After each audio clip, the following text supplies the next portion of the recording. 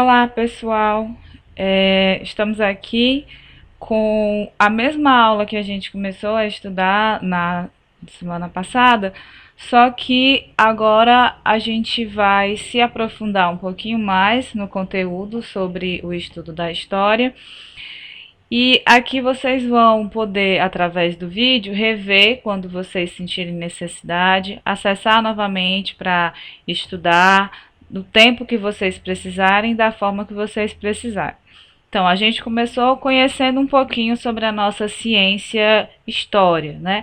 A pergunta inicial foi, afinal, o que é história? Muitos de vocês já responderam, muitos de vocês já têm um bom conhecimento do que é história. Se nós formos buscar a descrição do livro, história é basicamente a ciência que estuda a ação humana. Como eu já até chamei a atenção de vocês, a história está relacionada às ações dos seres humanos ao longo do tempo. Então, a partir do momento que existiu o ser humano, esse ser humano começou a tomar atitudes, começou a se relacionar, então oficialmente a gente tem fatos históricos. E quem estuda esses fatos históricos? É um profissional chamado historiador. O historiador é o profissional que se dedica a estudar os fatos históricos e a contar a história. Só que é interessante a gente lembrar que esse profissional, ele interpreta as vivências humanas. Por que eu falo que é interessante lembrar isso? Porque o fato de interpretar as vivências humanas quer dizer que o historiador, ele conclui, ele tira uma conclusão sobre aquilo que ele está estudando. É possível que de um profissional para outro essa conclusão varie. É possível que as teorias históricas se diferenciem dependendo de quem está estudando ou da época que está sendo estudada. Então é interessante a gente lembrar que a história não é uma verdade absoluta. Ela é uma interpretação dos fatos. Baseado nesses fatos e na interpretação é que ela é construída e repassada. E essa interpretação, ela é sempre levada em consideração dentro do cenário e da cultura que ela aconteceu, ou seja, é sempre levado em consideração os hábitos das pessoas que viveram aquele momento, a época em que foi vivido, tudo isso é importante. Essa história, ela também vai depender muito da memória, ou seja, dos fatos que ficaram guardados na mente das pessoas ou nos documentos que foram produzidos, nos objetos que foram conservados. Mas a gente não pode esquecer que essa memória, ela é uma memória seletiva, ou seja, alguns fatos vão ser mais lembrados do que outros, algumas pessoas vão ser mais lembradas do que outras, e isso é normal. Então, a gente tem só que ter consciência de que quando estamos estudando história, sempre tem mais, sempre tem algo além daquilo que está no livro, sempre tem algo além daquilo que é mostrado em um filme, em um documentário, porque o que é mostrado é apenas uma parte de um todo muito maior. Outra pergunta que eu deixei no ar, para vocês. Para que serve estudar história? Qual a importância de estudar história? E mais uma vez eu vou deixar que vocês respondam para vocês mesmos essa pergunta, porque cada um vai ter uma interpretação diferente. Eu só quero deixar claro que realmente é muito importante que a gente estude história. Outra dúvida: como os historiadores conseguem as informações? Como que o historiador consegue saber o que aconteceu há séculos atrás, se ele não pode voltar nesses séculos? Como que ele sabe a respeito da Idade Média? Como que ele sabe a respeito da Grécia Antiga, da Roma Antiga, se ele não pode voltar no tempo? Para chegar a essas informações, os historiadores utilizam as suas fontes históricas, que são determinadas pistas que vão sendo deixadas pelas sociedades que viveram aquela época. Essas pistas, essas informações são conservadas ao longo do tempo e a partir daí a gente tem as fontes de informações, que a gente chama de fontes históricas. Essas fontes, elas podem ser divididas em três grupos maiores, para facilitar aqui o nosso entendimento. A gente divide em fontes escritas, que aí a gente tem como exemplos cartas, letras de canções, livros, jornais, revistas, etc. Também temos as fontes não escritas, são roupas, armas, utensílios domésticos, utensílios do dia a dia, pinturas, músicas, filmes, fotos, um prédio, uma construção, uma estátua. E também temos as fontes orais, que são os depoimentos ou entrevistas, as histórias que as pessoas que viveram determinada época contam a respeito dessa época. Isso também a gente chama de fonte histórica, que são as fontes orais. Por exemplo, a história que o avô de vocês contar a respeito da infância dele pode ser considerada uma fonte histórica a respeito da época que ele viveu. Todas essas fontes, elas são interpretadas pelos historiadores para, a partir daí, a gente produzir o conhecimento histórico. Aqui eu tenho alguns exemplos de fontes históricas que a gente até já viu na aula, né?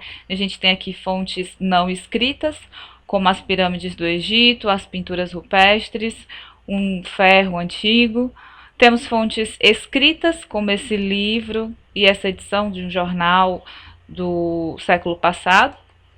E aqui a gente tem uma fonte oral, que é esse senhor que está conversando com essas duas crianças. Então, são fontes de informação que os historiadores vão buscar para poder estudar a história de determinada época. Outro fator muito importante quando a gente vai estudar história é isso aqui, gente. É a cultura. A gente tem sempre que levar em consideração a cultura do povo que a gente está estudando, da época que a gente está estudando. Mas, afinal, o que é cultura? Na opinião de vocês, o que é cultura? Essa pergunta vai ser respondida também na aula ao vivo.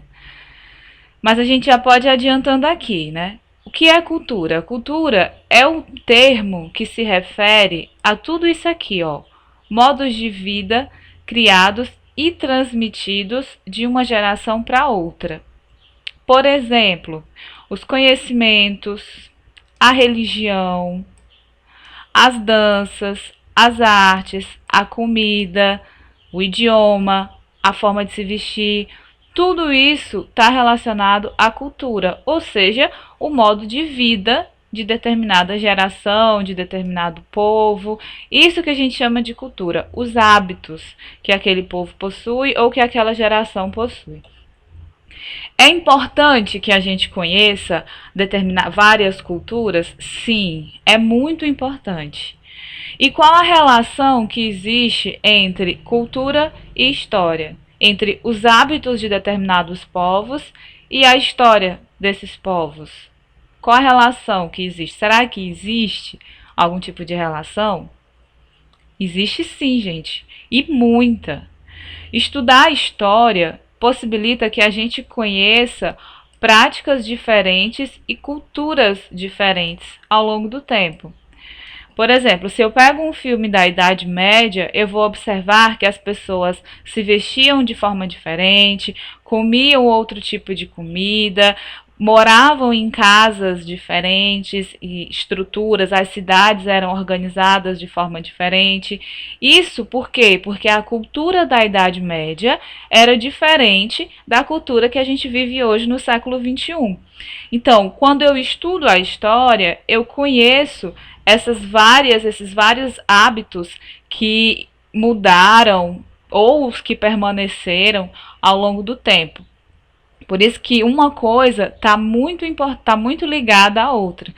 E é muito importante que a gente tenha consciência que cada povo tem seus hábitos próprios e esses hábitos eles devem ser valorizados e respeitados.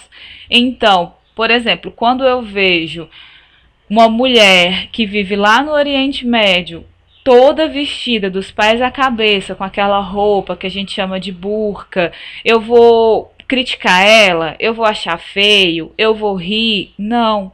Eu vou apenas entender que ela vive em outra cultura, que o hábito dela de se vestir é diferente do meu, e eu devo respeitar o hábito dela de se vestir da mesma forma que ela deve respeitar o meu. Então, por isso que é importante que a gente conheça as culturas de vários povos e de várias épocas, e a gente estuda muito isso ao longo também do estudo da história. Para a gente concluir, né, outra característica extremamente importante quando a gente estuda história é o tempo. O que é o tempo? O tempo é apenas as horas que estão sendo marcadas no relógio? É apenas os meses do calendário? O que é o tempo, né? A história, ela estuda os grupos humanos através do tempo. Então é importante que a gente conheça o que é esse tempo. A noção de tempo, ela faz parte do nosso dia a dia, ela faz parte do nosso cotidiano. Seja nas horas que a gente vê no relógio, seja nos meses do calendário. Mas quando a gente estuda história, a gente tem a noção de tempo histórico. Vocês sabem o que é tempo histórico? Alguém já ouviu falar nessa expressão? O que é o tempo histórico? O tempo histórico, gente, é a época em que a gente está estudando. É muito mais do que apenas a passagem dos dias ou das horas de um relógio. É a época, é o período em que as pessoas estão vivendo aquele fato, aquele acontecimento. Através dessa época, desse período, as pessoas observam e sentem, vivem as coisas de forma diferente. Pode estar um pouco confuso para vocês, mas eu vou dar um exemplo. O período da escravidão no Brasil. Durante 300 anos, mais ou menos, os negros eles foram escravizados aqui no Brasil. Ser negro era sinônimo de ser escravo, de ser um objeto que poderia ser comercializado, que poderia ser usado por outras pessoas. E naquela época, há mais ou menos 200 anos atrás, naquela época era super normal isso. Você ter um negro em casa e ver aquele negro como um objeto seu, que poderia ser comercializado, vendido, que você poderia espancar se você achasse necessário, era super normal. As pessoas viam isso como algo normal do dia a dia, naquela época. Se isso acontece hoje, é visto de outra forma. Hoje em dia é crime, hoje em dia não pode. Por quê? Porque a gente vive em outro tempo histórico. Então, quando a gente está estudando os fatos, é muito importante que a gente entenda a época em que ele aconteceu. Isso é o que a gente chama de tempo histórico, que é diferente dependendo do fato que nós estaremos estudando. Essa forma de perceber o tempo, ela vai variar muito de acordo com a época vivida. A forma como a gente pensa agora no século XXI é muito diferente da forma que a população pensava no século XVIII ou no século V. Então, vai variar muito a forma de pensar, a forma de agir, e nós, quando estudamos essas épocas, a gente tem que ter essa noção de que os seres humanos viviam de forma diferente, de que eles tinham hábitos diferentes, eles marcavam o tempo de forma diferente, eles se relacionavam de maneiras diferentes da nossa hoje em dia. Então é muito importante que a gente tenha todas essas noções para levar em consideração quando a gente estiver estudando qualquer época e qualquer fato histórico. Por falar em marcação de tempo, a gente vai estudar também a respeito das formas diferentes de marcar o tempo, das variadas ferramentas que o ser humano usava para marcar o tempo. Por exemplo, os relógios naturais, depois vieram os relógios mecânicos, depois vieram os calendários, tudo mais. Por falar nisso, o que é um calendário? O calendário, ele é um sistema que estabelece uma forma de contar o tempo. E esse calendário, ele está muito relacionado à época e à cultura do povo que usa ele.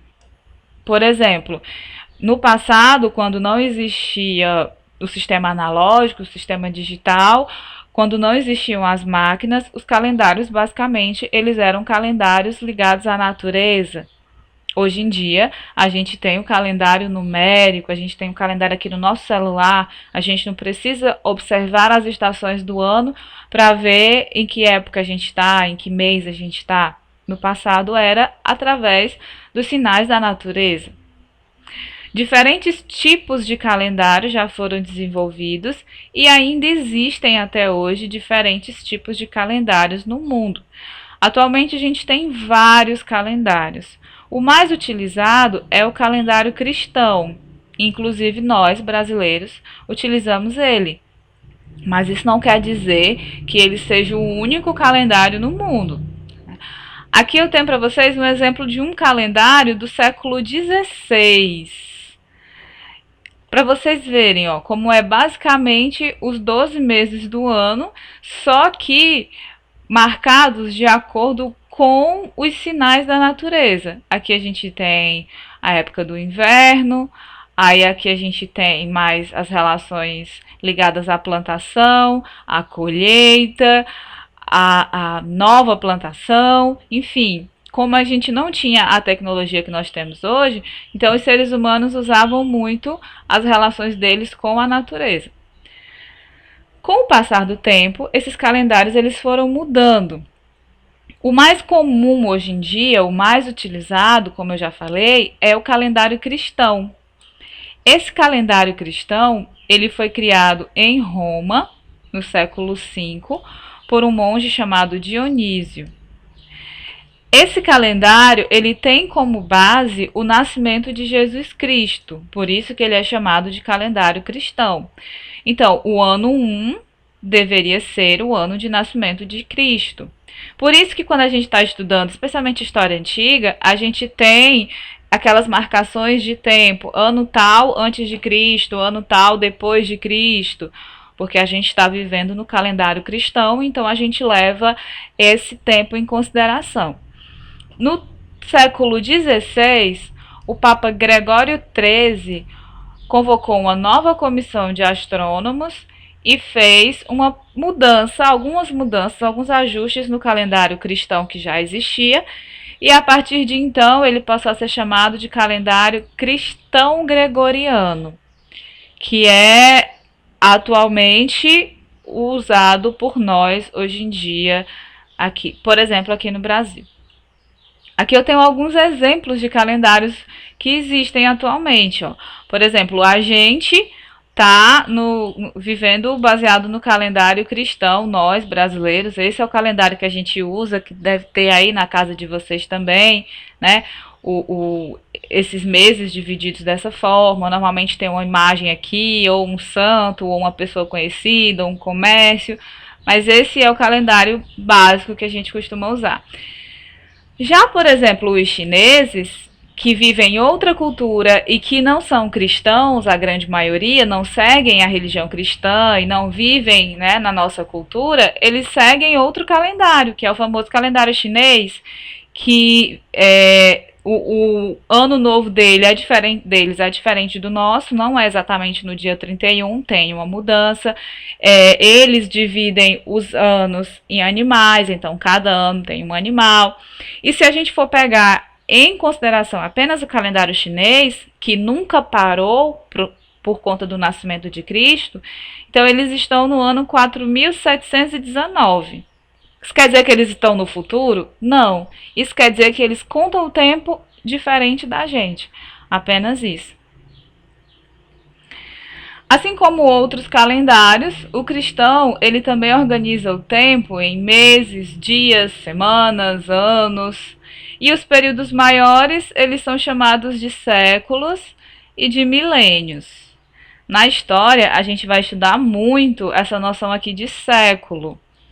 O século é uma unidade de tempo muito usada na história. 100 anos é um século e a gente costuma dividir as épocas através dos séculos. Tal coisa aconteceu no século XIX, tal coisa aconteceu no século XV, nós estamos no século XXI, porque é uma forma mais prática de a gente organizar o tempo que nós estamos estudando, a época que nós estamos estudando. Mas vocês aí saberiam como identificar a que século pertence determinada data? Eu dou uma data e vocês sabem o século que ela está, que ela aconteceu? Eu vou ensinar para vocês como fazer isso. É um cálculo super simples, tá, gente? Super simples. Basta que você pegue o número 1 e acrescente as duas primeiras centenas. Por exemplo, aqui a gente tem o ano 2018. O que você vai pegar? Você vai pegar o 20, que são os dois primeiros números aqui, né? O número de centenas, na verdade, desculpa. O número de centenas, 20, mais o 1 que você vai sempre acrescentar. 20 mais 1 é o século 21. Então, o ano de 2018 está no século 21. Se eu tenho, por exemplo, o ano de 1738, o que eu vou fazer? Eu vou pegar aqui a primeira centena, que no caso é o 17. Eu vou pegar 17 mais 1. O 1zinho aqui da fórmula que eu vou sempre acrescentar. 17 mais 1 vai dar 18. Então, o ano 1738 vai estar no século 18. É simples. É só você pegar a primeira centena aqui, né?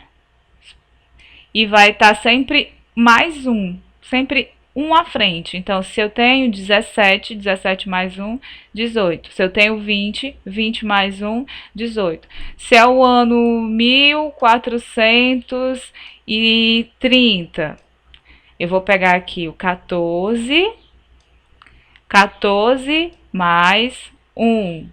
O ano 1470 vai estar no século 15. É importante também vocês lembrarem que os séculos, eles são sempre representados através de um algarismo romano, porque como esse calendário foi organizado pelos romanos, então eles colocaram nos algarismos romanos. Existe apenas uma exceção.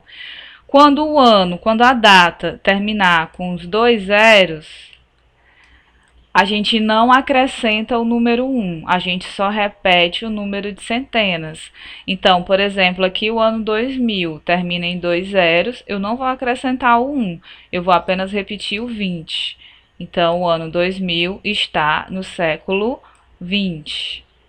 Certo? É só para vocês terem uma noção, quando a gente estiver estudando uma data, mais ou menos em que época ela se encaixa, em que século ela se encaixa. Por enquanto é isso, pessoal. Eu espero que tenha dado para vocês entenderem um pouco, né, a respeito do estudo da história e como os historiadores trabalham, de que forma a gente organiza esse conhecimento.